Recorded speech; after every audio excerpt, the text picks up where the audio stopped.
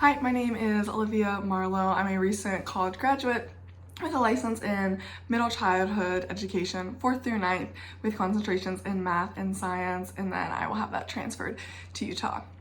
So skills and strategies that I believe that help make an effective classroom, and I think starting off with pre-assessment is really important, and seeing what do the students already know and what do they need to know, and then building the unit upon that.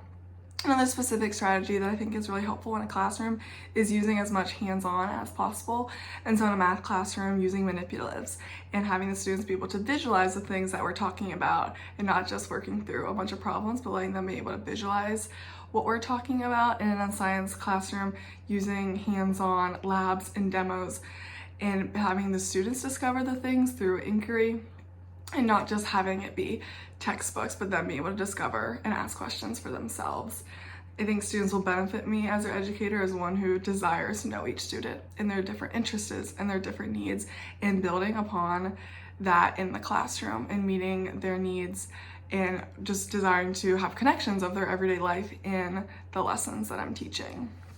Assessments will be used in my classroom, like I said earlier, in pre-assessment data to then see how do I need to start this unit based on what they already know, and then throughout the unit having many informal and formal assessments, from bell ringers to collecting homework to exit slips, and just walking around with a clipboard and seeing what do I see that the students are comprehending at this point, to then see where do I need to alter my teaching from what they're doing.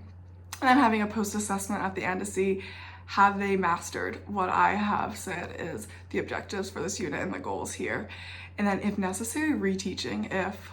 from a post-assessment, if the main things that didn't get across, they're not understanding the standards, seeing what changes need to happen. I've been able to do that through like post-assessments. Normally on a post-assessment, students who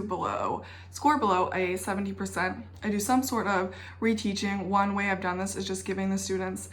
a graphic organizer to then bring all the content and the thoughts that we've been talking through the unit and going over the graphic organizer with them, and then after that having them retest to see if now concising the information and putting it in a different way is able to help them understand it.